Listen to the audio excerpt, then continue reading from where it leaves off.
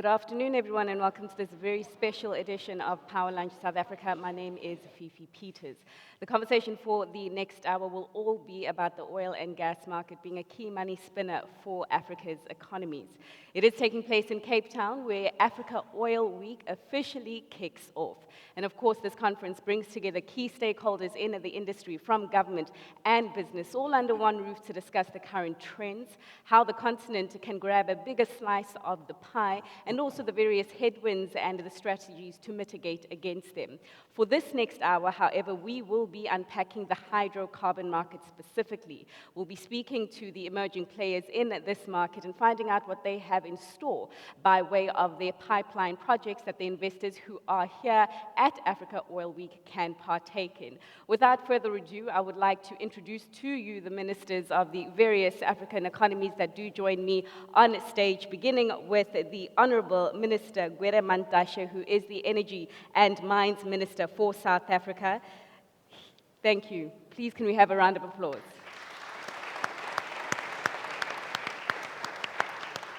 We also have the Honorable Noel Mbaumba, the Minister of Oil and Gas and Hydrocarbons for the Republic of Gabon. Welcome, sir. Honorable Gabriel Mbaga Obiang Lima, the Minister of Mines and Hydrocarbons for Equatorial Guinea. Thank you. Thank you. And seated next to him, Stephen Winberg, who is the Assistant Secretary for the U.S. Department of Energy. Welcome to you all. Thank you. Right, so the conversation we are having, gentlemen, honorable ministers and assistant secretary, is about the hydrocarbon market and what is in store. The investors who are in this room are wanting to know what's in store and how essentially they can partake. So what is your message to them, beginning with you, Honorable Mandash? Now, our message is that development is not in a straight line. As leadership, we have a responsibility to ensure that it is not driven by polemics. It is driven by science. In that way, we will appreciate the fact that you don't switch from one technology to another as you wish. And our view in South Africa is that hydrocarbon have a role for a long time here, in the sense that though there is a big pressure to move from high carbon emission to low carbon emission, which were a signatory to the Paris Agreement with commitments, but any pressure that wants us to jump with one step from one point to the other will not. That's why we say coal in South Africa, for example, is giving us about 75% of energy now in terms of electricity generation. By 2035, we're estimating it to be giving us 59%, which will be a massive improvement. And therefore it means we're systematic in doing our things. We're not panicking, we're not running to pressure. So discovery of Bultapeta in Southern Cape is quite an important discovery for us. If we can discover more, have gas and oil, we believe that gas and oil, if we discover it, will be a game changer in our economy. All right, thank you, Minister. Of course, we'll unpack exactly how we can move towards discovering more here in South Africa. But Minister Mbamba, you have been quite busy. I mean, there have been recent regulatory changes in your country by way of the oil and gas space. There's been the awarding of several new licenses. But do tell us and tell the investors here in this room and, of course, those watching CNBC Africa, what else is in store? Merci beaucoup pour l'opportunité que vous me donnez de pouvoir m'exprimer ici. I would like to start by expressing my satisfaction to be here in South Africa, the country of Nelson Mandela, the country of Frederick de Klerk, the country of Thabo Mbeki, the country of Desmond Tutu, the country of Miriam Makeba, and the country of Johnny Clegg. It is for me a great opportunity to be here and to speak in this Rainbow Nation about questions related to oil, which has a very important impact for our economies. The action at the level of Gabon and CEMAC is in the regulations of trade, which is a real preoccupation. The new trade regulation is a stumbling block in the petro industry. That is the reason why in Gabon, as well as other members of government of the country in CEMAC, such as my colleague Gabriel next to me, we are doing everything in our power to obtain from the CEMAC zone a derogation of petrol's industry that is carry a very good potential, knowing that our countries don't have the fund to push the production of petrol. That is why we need foreign investment. This is why we need a tax regime that is attractive and the petrol code that is attractive for foreign investments. We will try everything with other colleagues, ministers of the oil industry, to push derogation in the best possible time to allow that this trade would not be a stumbling block to the investment. Thank you. Thank you. We are talking about what projects you have on the go. As for Equatorial Guinea, what have you come to present to the many investors here in this room? What role do you see them potentially playing? Okay, first of all, I want to, on behalf of my delegation, to thank the organizer, Africa Oil Week, for inviting us. For us, a small country depending heavily on oil, we are extremely happy to be here. And I will, first of all, would like to start like I do in every single conference that I go, because after all, I'm a Minister of Mines and Hydrocarbons. Say something that is very special for our continent, and this is oil and gas is good for Africa. Independently, what a lot of people say, oil and gas is good for Africa. Now, why I say that? I say that because if you look at the continents in the world where new discoveries, new developments are happening, is our continent. You have countries like Senegal, Mozambique, Uganda, South Sudan. So the continent that is having massive discovery of oil and gas is there. So if anybody out of the continent or any place saying us that we should not develop that field, that's really, I wouldn't say criminal, it's very unfair. Now, at the same time, we need to be realistic. You know, global warming is there, and we need to take care of our environment and at the same time of our earth. But we also need to have that question to be able to not just look about the producers. It's not always the producer responsible of this global warming. We need to look about the consumers. The consumers are the ones who have to change. They are the ones who want to drive 3-4 cars. They are the ones who have to have 2-3 houses. They are the ones driving that demand. So clearly, we believe that Africa needs oil and gas to develop and create jobs, because creating jobs is important. For Equatorial Guinea, we have this great opportunity of being the last one in our neighborhood having oil and gas. So we have used the oil to be able to export the oil. You use the gas for methanol, for LNG, for electricity, and to create jobs. So our development has been thanks to oil and gas. So under no circumstances we're going to be apologizing and say that we are not going to continue with that development, and it's very important. Our key things is that our next stage is the development of the resources. We need to be able to go into building refineries. We need to be able to have this synergy with our neighbors to see what we can do to increase this, because clearly we have a great number of youth that need to work. And to do that, we need to tap on the resources that will change it. I mean, the best example is the United States. You have one single state, Texas, who definitely have changed the entire economy of a country. So to say to Africa, forget about oil and gas, going to wind, going to solar, I mean, it's very unfair. This is what we have, and this is what we'll exploit it. We'll be responsible. But clearly, we need to be also responsible to attract all those investors. We do believe that oil is still a resource that can change our continent. It's a resource that can change our people, but we need to be responsible at the same time. So Equatorial Guinea has been definitely blessed by oil. We have invested heavily on infrastructure, and we are not going to stop. Now, the last thing that I want to mention is because there is this indirect, one can call it rumor, or they can call it indirect conversation that no, you know, the oil is running out, the oil is running out. They have been for decades saying that. Now they say oil is running out in Africa. It's not that the oil is running out. It's that the investment have dropped. For 3 years, the company have not invested in Africa.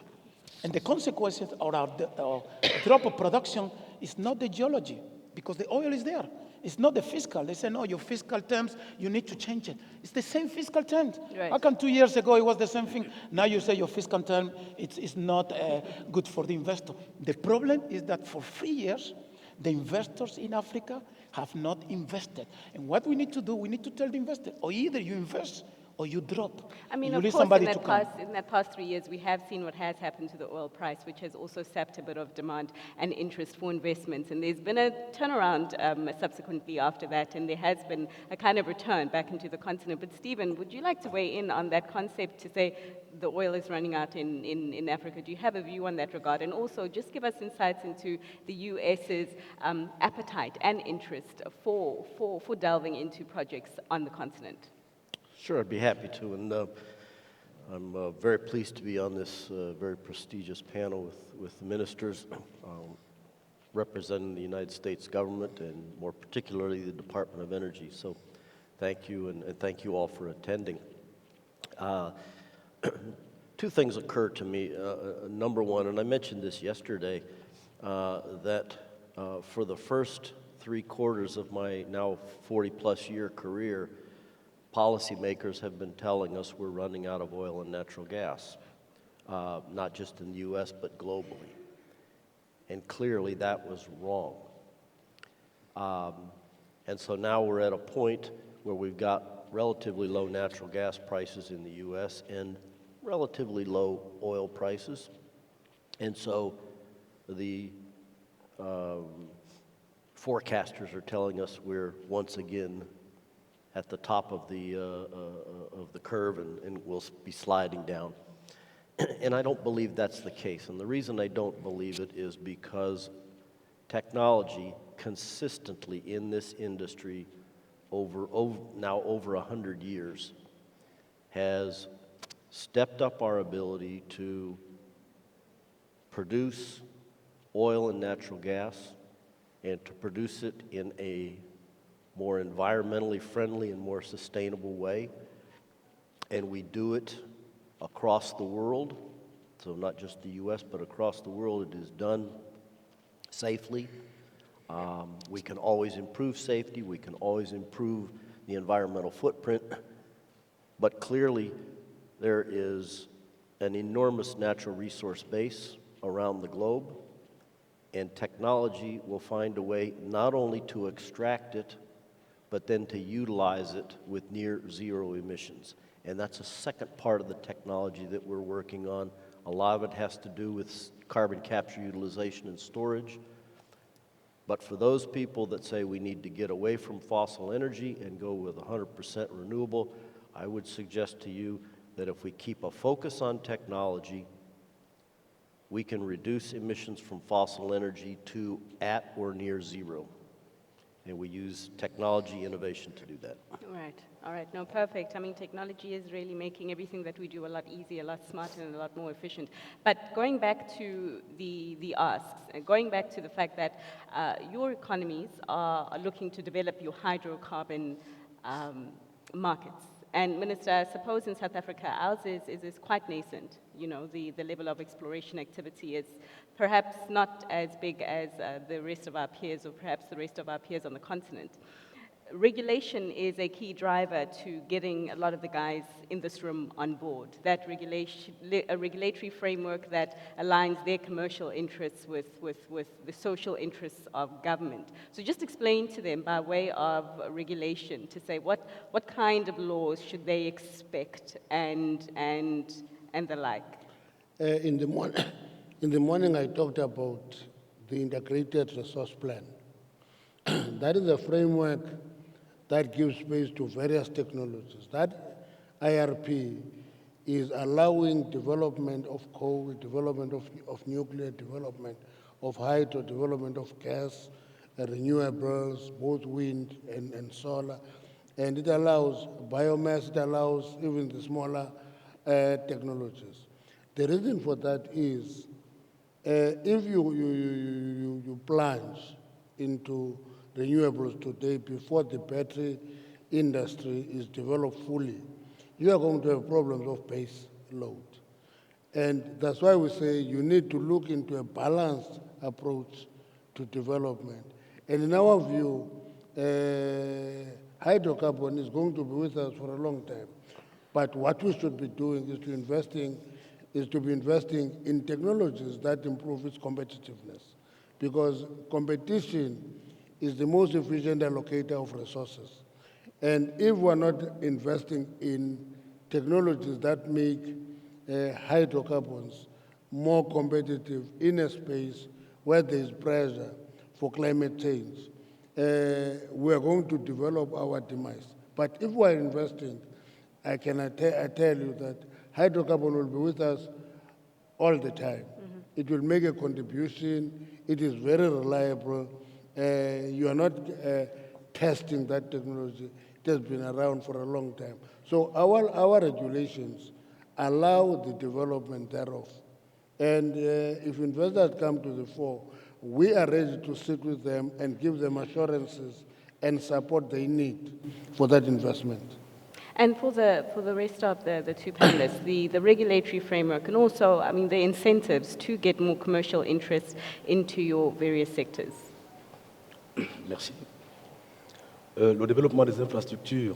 Infrastructure development in the oil industry, which is a lever for the development of other activities. Just like the minister said here to complete him, concerning the case of Gabon, we have developed, thanks to petrol and to the contract that has been established, there is a mechanism, is the provision for diversified investment, which allows us to diversify the economy and then to boost the other sectors, infrastructures like roads, to develop other sectors such as transformation of wood, other sectors such as fisheries, agriculture, thanks to the support of petrol contract that enable to boost other activities. The oil industry enable us, thanks to the mechanism of the local content, to allow local companies to develop and therefore to diversify the economy. It also enable, through the mechanism of the oil contractor, to bring substantial revenues for the development of local community in the zones where the oil operations are being conducted. So these are mechanisms that are put in place in order to enable progressively to prepare the after oil, to diversify our economy, to avoid that we may be to be hit the after oil, because we know that the petrol industry is a sector of rent and where the prices are very volatile. So we need to put in place like a airport to develop our roads and other sectors in order to support our economy. Right, Minister, thank you. And Minister Lima, to you, just adding on to those incentives to encourage more exploration activity in your country, and especially as infrastructure is one of the key challenges to doing so as it stands. Well, I think one of our biggest, I'll call it problem in the continent, because I want to speak on the example of Equatorial Guinea. It's a small country, heavily dependent of exporting, so we don't have a big market. So we are focusing on how to be able to market our products. One of the biggest problems that we are having regarding infrastructure is that, and the best example is to do this, in Africa, in our region, we have exporter of LNG, Nigeria, Equatorial Guinea, and Angola. What is funny about this is that those three countries, we cannot supply one single cargo of LNG to any other African countries, nor either South Africa, nor Morocco. Now, this is done because we have not been focusing on infrastructure to receive that product. Now, our focus has been how we can make that our products that is required in our continent, we can be able to export. Because we do export to China, to Japan, to Brazil, and they have that infrastructure. We even used to supply to the US before they have their revolution. So I think the investment infrastructure is key. Now, it's key for two reasons. The first reason, it creates jobs. And the second one, that's what it really creates the diversification. Because you will be able to receive other products, not just the regular diesel or gasoline, but other products like the LNG. Because again, gas is the future. In Equatorial Guinea, in 3 months, we are going to organize probably the first time in Africa, the first summit of head of state of gas exporting countries in the world. You have countries like Russia, Qatar, Kazakhstan, Bolivia, Trinidad and Tobago. Everybody's going to be in Malabo. Why they're going to have decided to come to Africa? They decided because the future of use of gas definitely is going to be Africa. What's the continent with the highest number of use This is not continent Africa. What's the one with the highest development? It's Africa. So why we should focus on saying that the biggest market of gas is going to be Europe or Asia? It's going to be Africa. But the single problem of Africa is that we don't have receiving terminals for gas. So that's going to be one of the discussions. I speak this because I am Minister of Mines and Hydrocarbons. I'm not going to speak about diversification. I'm not in charge of agriculture, not on culture or tourism. I think it's very important that diversification, but it's very important also the communication and the cooperations between African countries, because And that's then, missing. for sure, which leads me to my next question, because how then do you think the Africa Free Trade Deal that the continent is working to implementing properly, how does that change the game when it comes to collaboration and doing more business amongst each other? Perhaps you have a view as well on that, Stephen. I think that there's a pretty robust appetite for U.S. U.S. companies to come to Africa. Clearly, there are some issues that need to be resolved because capital flows where it's wanted. And in the oil and natural gas space, there are numerous opportunities around the world. But I do know that U.S. companies are interested in coming to Africa because it is such an enormous growth market. Because Africa is a resource-rich continent, and there are opportunities for us to bring technology, know-how, and expertise, and to do it in a way that is beneficial to both U.S. companies as well as their African partners.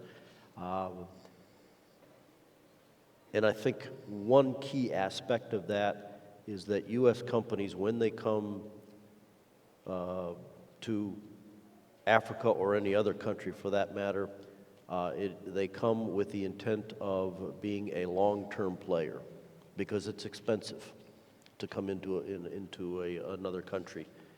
And so, they're long-term players. They want to prosper. They want to have good, strong partnerships that are transparent partnerships.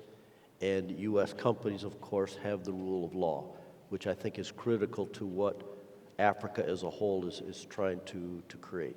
So I'm very optimistic. Secretary Perry was here a couple of years ago at Africa Oil Week, and I can tell you to this day he still talks about the opportunities and the value of the United States partnering with Africa. For sure, for sure. Minister Mantashe, the free trade deal, the impact on developing our hydro market further?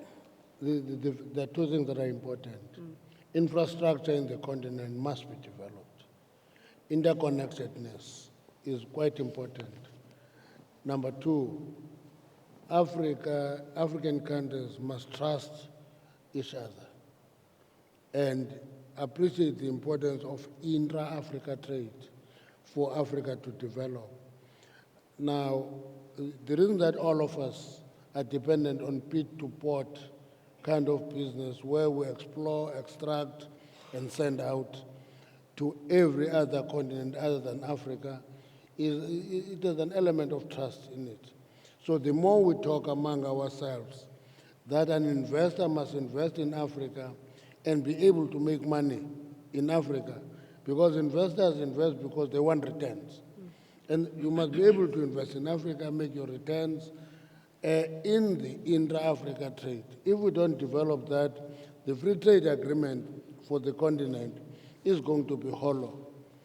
I must be able to say, in Petro SA in Mossel Bay, I need feedstock. I don't need to go to the Middle East to get that feedstock. I must be able to get that feedstock in any of the African countries by agreement, by trust, and do business together. And investors, from wherever they are, invest in that business, appreciate that they will make money in Africa. And therefore, if we can develop to that level, we have infrastructure, we have trust, infrastructure and trust, and then ability to trade amongst ourselves, I can tell you that we'll attract more investment. But the fact that we would do exploration and extraction in Africa and export to far other regions makes it expensive to invest in Africa when need is there. Thank you, Mr. Mbao. Thank you. We have a translator, which is fantastic, in fact, opportune timing, so I wanted your intake on the free trade deal. I mean, as everyone here sits and speaks about developing their hydrocarbon markets, this free trade deal and collaboration, and whether it's even necessary for all of us to develop these markets respectively, how essentially it will all work together. Minister? Sorry, can you repeat? I was just interested in the Republic of Gabon's view on the Free Trade Africa deal, how you see it, particularly within your industry, what impact you think it can potentially have. Okay. L'industrie pétrolière, comme je l'ai indiqué tout à l'heure, est l'industrie locomotive de notre économie. Pour ce qui concerne le cas de notre pays, le pétrole constitue 60% des revenus de l'État et participe de manière substantielle pour pouvoir développer à la fois le tissu social par la distribution des salaires, mais aussi le tissu infrastructurel. Le pétrole constitue pour nous, indépendamment des autres investissements, l'investissement le plus important. C'est pour cette raison que nous avons mis des pieds et des mains pour avoir un code pétrolier plus attractif. Et comme l'indiquait le ministre sud-africain des mines, nous avons mis en place un code minier, un code pétrolier attractif qui nous permet aujourd'hui de pouvoir faire en sorte que les investisseurs qui viennent puissent rentrer dans leur investissement au bout de 2 ou 3 ans. Et donc, nous comptons sur, effectivement, des investissements étrangers parce que nous sommes des pays qui sont émergents, qui sont en développement. Et malheureusement, nous n'avons pas des économies qui nous permettent de pouvoir développer le secteur pétrolier parce que le secteur pétrolier en offshore coûte excessivement cher en termes d'exploration et de production. Nous avons besoin donc d'avoir des codes qui permettent justement d'être des codes win-win à la fois pour les investisseurs comme pour les États. Petrol in Gabon constitutes the main industry. It accounts for about 60% of the state's revenue. It is a major driver of social development as well as infrastructure development. This is the reason why we are very careful with the codes that we have in place, which we really want to be a win-win situation between the states and the private companies that are coming to invest in Gabon. We are aware that the petrol industry requires very high level of capital investment. That is the reason why we are very careful of the way we have designed our codes of the petrol industry in order to really have it as a win-win driver between the state and the private sector. All right, thank you. Final thoughts, Minister Lima, on the free trade deal and what it means for Equatorial Guinea's hydrocarbon strategy. Our view is that the Africa Free Trade Deal, it's the single and biggest thing that have happened to our continent this year. It's a game changer. It's going to develop our entire continent. It's going to give us a great opportunity. And the first thing that people have to remember is that we need to congratulate every single African president because every single one have pushed it to the institute to make sure that this happens. Whenever you have deals like this, there's always people who criticize it. They give you one example, the other example, but they need to remember every single African country agree. Now, this is the part of the government. The government is not responsible of following up. That's the responsibility now of the bankers. The bankers need to meet all the bankers of Africa. If the government have already done this, what can we do so all our banking system is the same? The oil men and mom, we need to meet out and talk about what do we do now that the government have done that. The same thing with insurance, the same thing with the rest. Now, it's very easy to say that the government have done this, all these African countries, but it's not going to work. But in the political part, they already have done it. It's a responsibility of everybody to work. I'll give you the best example.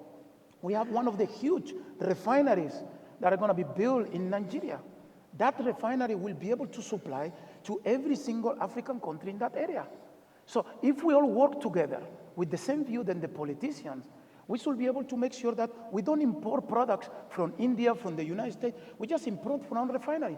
The same thing happened with gas. Why South Africa should buy gas from Qatar and Russia when Equatorial Guinea, Algeria, and the rest have gas? Why should we buy diamonds from other continents when South Africa has diamonds? So I think the economic part, we need to follow through what the politicians have done. Right now, there's going to be a lot of people criticizing it. Why they do that? Because they're making money. Their benefit from all are being divided. But the politicians have given us a direction.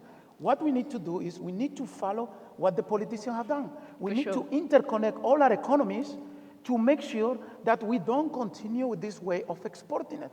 If you need electricity, why should we just buy products from other continents to have electricity when we can have a huge hydroelectric plant in Congo DRC that can electrify the entire continent? So the same thing happened with the other one. So I think we need to give credit to a lot of African countries, African presidents, because this is a game changer. Sure, and it's like what Minister Mantashe said. I mean, one of the reasons why we do this is because of a lack of trust, and this is something that we need to work on as African brothers and sisters. For partaking in these projects, however, there is a negativity that has come over the years, and that's corruption and fraud. I mean, we're talking big monies, right? And we're talking for the long term, like Stephen said. And ultimately, this corruption and money being used or misspent is ultimately increasing the cost of capital for doing business in Africa. So, Minister Mantashe, just some of the commitments that that South Africa is making by way of making sure that there's stopgaps, that corruption and possible fraud and all sorts of mistendering is sufficiently dealt with, so that the capital that does come into our sector remains safe. Yeah. Corruption is one of the worst enemy of the people because it enriches very few at the expense of society. That's why we've gone through our own, if you look into the Chinese history, we've gone through our own cultural revolution. We're coming out of that determined that corruption must be an exception. It must not be a norm in our society. But what we have learned and understand is that you're not going to defeat corruption by talking about it. You can only defeat corruption when you deal with it decisively. You don't only deal with the flies, you also deal with the tigers. Very important people must be in prison if they are corrupt and they are found corrupt. So your judiciary system must back the effort that is political to do away with corruption. Because if you don't do that, nobody will believe you. And my own view is that in Africa, it's too regular to find, for example, a person on the base of the position becoming too rich for a society he is located in. And if we don't deal with that, all our effort to build South Africa into a viable free trade zone is not going to work. Because if you want to go to the next country, you will have to beg a president. If you go to the next country, resources can only be released on the basis of trade. We must free our space for business and trade. Once we free that space, investors also insist with us, because sometimes people come and invest and agree easily to bribes. It is the responsibility of government and investors to actually work together in dealing with bribes and kill bribes. Yes, because I mean, of course, corruption is it's a double-edged sword, right? There's two parties that are involved in that transaction, the public and the private sector. But Minister Mbaumba, the stopgaps that you are putting in your country to deal with this increased tax as it is seen of corruption. Le problème de la corruption constitue une véritable préoccupation pour notre pays et le président de la République Ali Bongo a pris des mesures draconiennes pour justement lutter contre la corruption. Et aujourd'hui où nous parlons, il y a des ministres qui sont emprisonnés parce qu'ils ont été pris la main dans le sac par rapport à la corruption. Aujourd'hui, nous avons des directeurs généraux qui sont en prison, qui ont été mis en prison pour lutter contre la corruption. Mais cette lutte contre la corruption ne s'exerce pas uniquement à ce niveau-là, elle doit s'exercer à tous les niveaux, notamment une bonne gouvernance, une clarification, une transparence dans le traitement de matières extractives, notamment pour ce qui nous concerne le pétrole. Et c'est pour cette raison que dans le cadre de l'appel d'offres des 35 blocs que nous mettons aux enchères, nous allons commettre un cabinet international pour pouvoir, de manière transparente, gérer les dépouillements des offres. Ça, c'est le premier point. In Gabon, as well, we have corruption as a problem, as in every African country. But we are tackling this matter without any complaisance.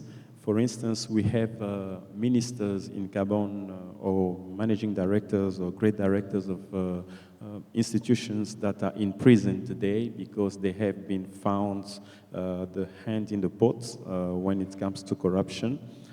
We are doing everything possible to ensure that corruption is done away with. That is the reason why, for instance, with the 35 blocks that we are awarding, the process to allocate the licenses and so on and so forth, the tender process is very clear and transparent. We want to make sure that everything is done fairly and there is no influence of corruption in our processes.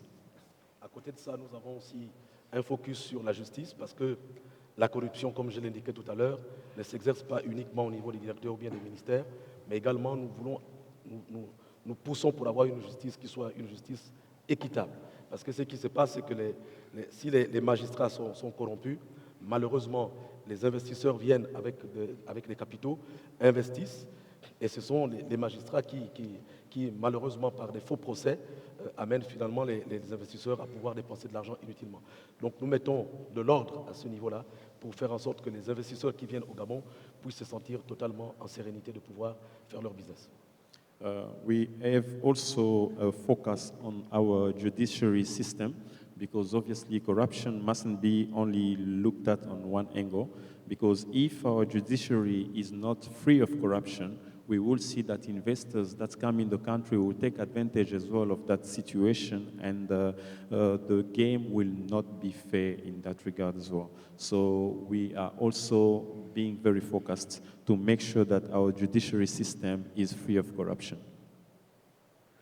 And Equatorial Guinea strategy to stem against greed in your sector and to be seen to be taking accountability against it too.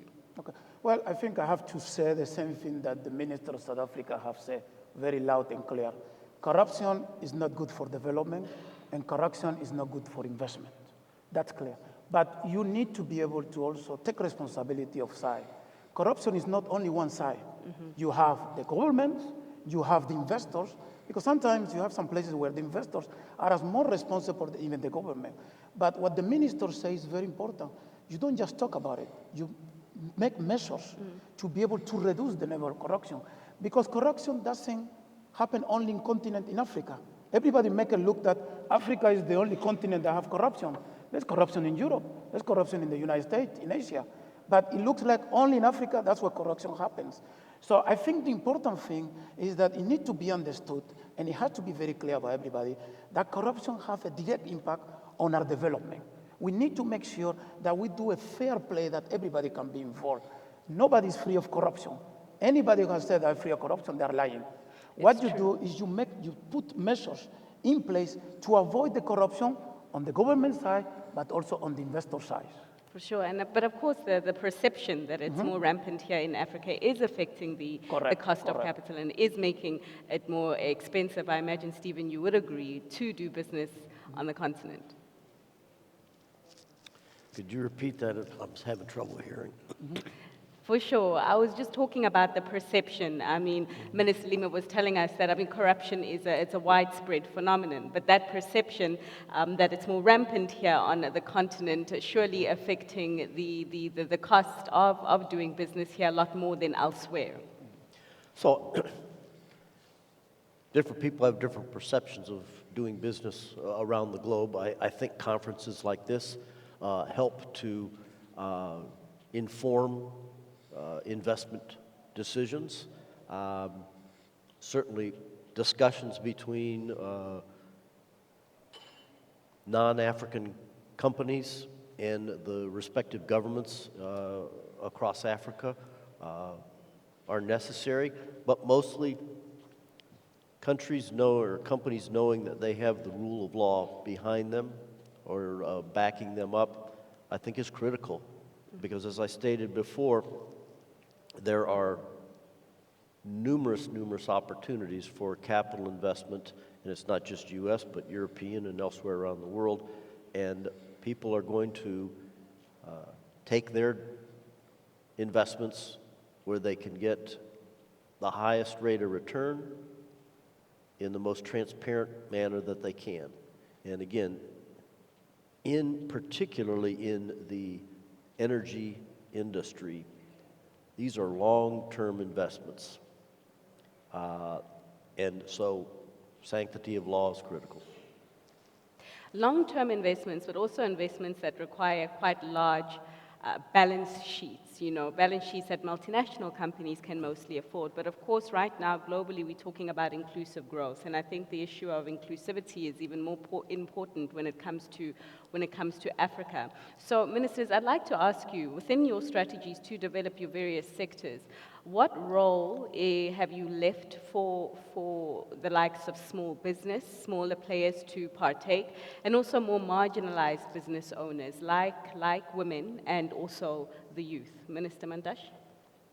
Policies is the easier part. That is, to develop a policy is the easier part.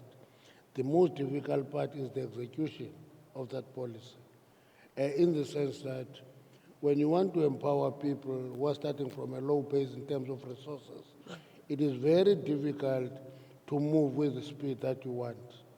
And the other thing that is important is that it is also a phenomenon in the continent that when our own begin to emerge, there is a lot of restlessness when African emerge and becomes wealthy.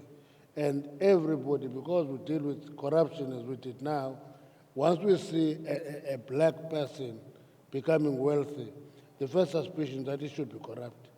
And what we should appreciate is that policies must not be fuzzy. You see, in South Africa, we have a policy on black economic empowerment. But I think it's a debate that we're having now, that we made a mistake by trying to define it as a social program, that everybody is going to benefit from it and reach everybody.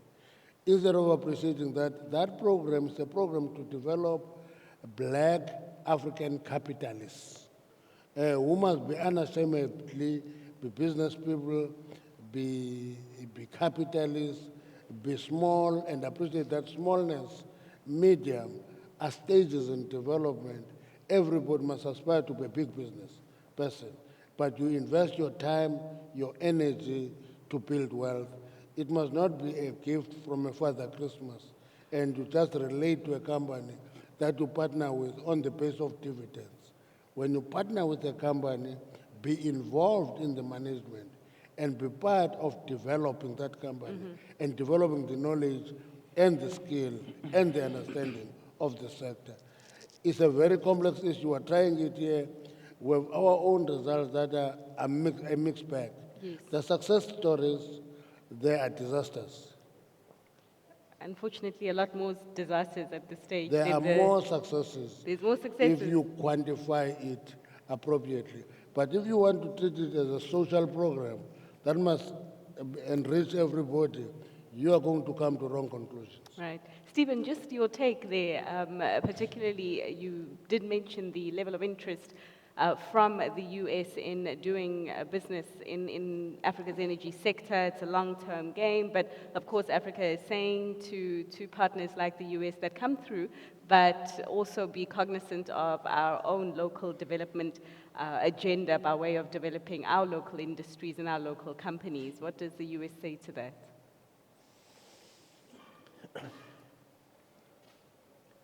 I think it's not so different from the United States either. When, again, in the oil and the natural gas space, when producers come into a community, there has to be a benefit for the community.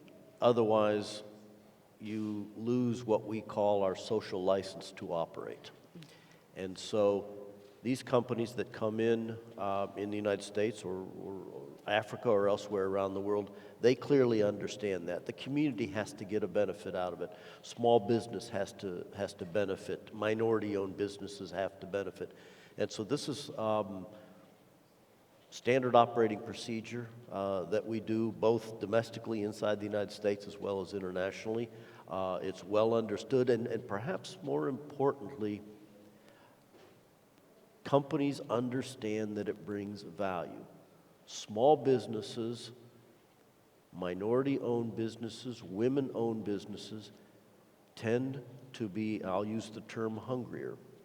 And so they're more nimble, they're more flexible, they're more aggressive to get the job done that they're paid to do. And in my 40 years of experience in the private sector, I have seen that time and time and time again. And while most of my work has been done in the United States, human nature is human nature. So I think globally we see that same opportunity. Of course, I mean, more hungry, but of course it is more difficult for these marginalized and smaller players to get in the door. But Minister Lima and Minister Mbamba, just addressing your policies and your strategies by way of driving inclusivity within your hydrocarbon markets.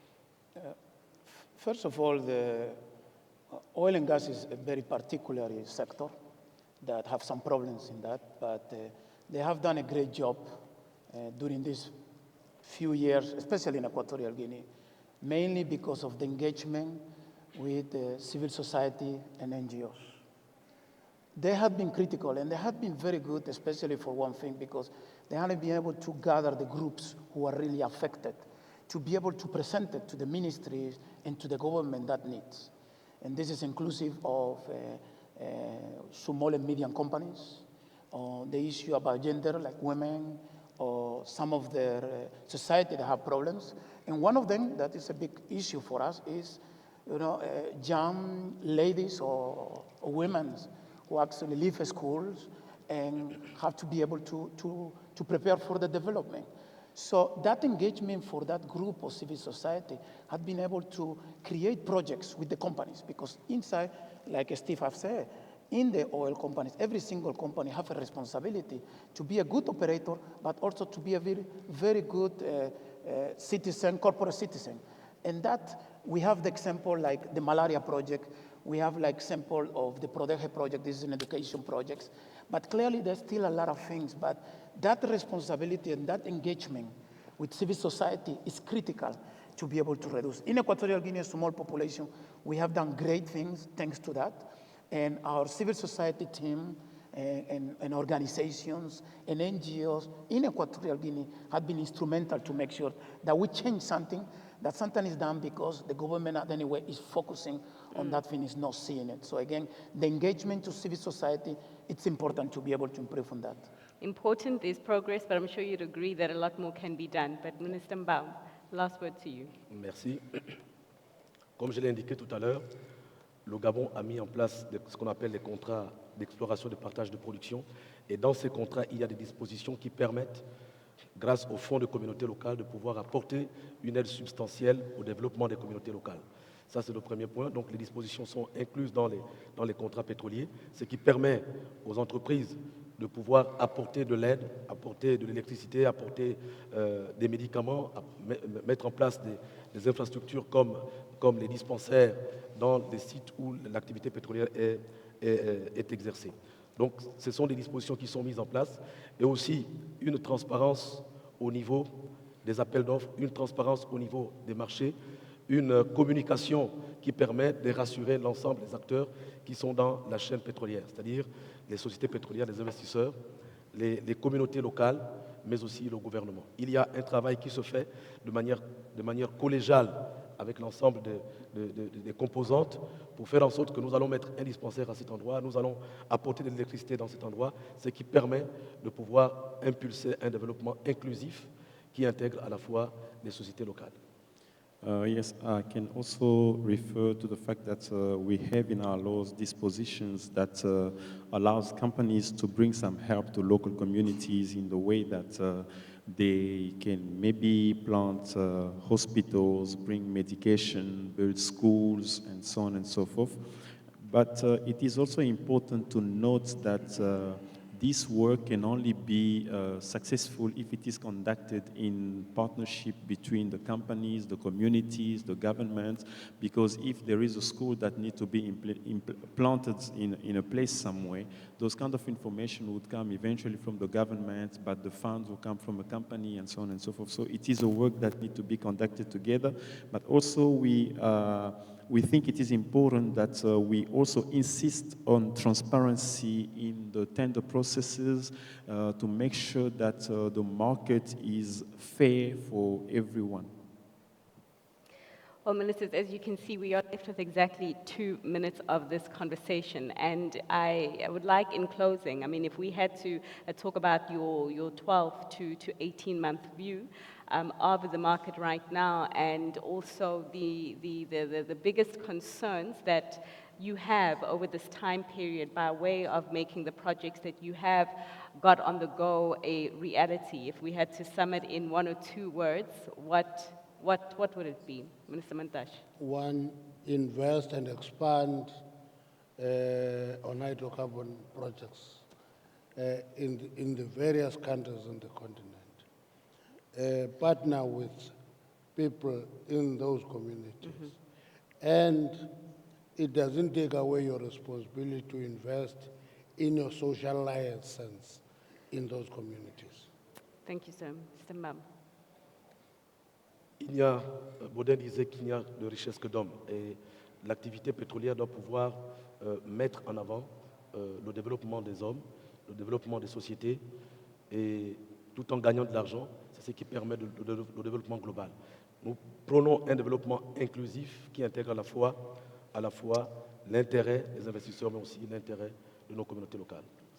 Yeah, the most important, according to us, is to put in place measures that will enable community development and the development of people, because it is important that as this investment and operations are happening, they at the same time benefits the investors, but also the community, and in an inclusive manner. For us in Equatorial Guinea, I would say that it will be jobs. We need to create more jobs for the youth. And what we can contribute is by bringing more investors. But the investors have to think not only on the exploration, also they have to go into the downstream and the development. But clearly, if we don't solve the problem of creating jobs, definitely we have a serious problem. So our focus are going to be on creating jobs in all the sectors, not only jobs for men, for women, for everybody, but clearly that's our biggest objective and priority at this moment. For sure. And Stephen, final word to you, and I'm wondering if you'll let us know who the president in that time period will be. Say it one more time.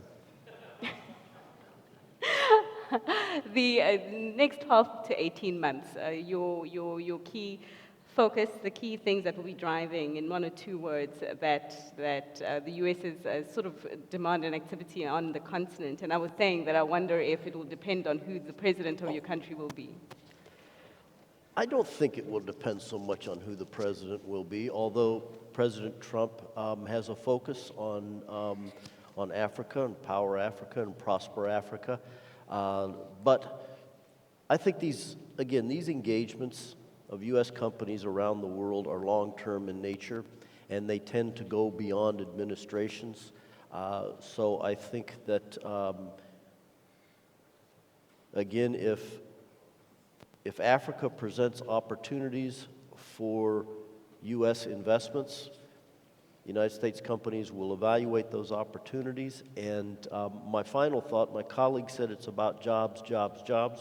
That is a universal theme around the world. It's about jobs. And if Africa can build up its economic status across the continent, we have an expression in the United States that said, a rising tide floats all the boats. And I think that's the case. Fantastic, fantastic. Thank you for those final last words. And thank you so much for listening in on this conversation to the audience members. Of course, we are out of time, and it is time for us to leave. You viewers who have been watching us at home, I mean, we are going to be at Africa Oil Week for the entire week, so do follow CNBC Africa and catch up on the latest developments that will be had and mentioned here. Right now, from myself, Fifi Peters, thanks so much for watching. It's bye for now, but Power Lunch West Africa is next.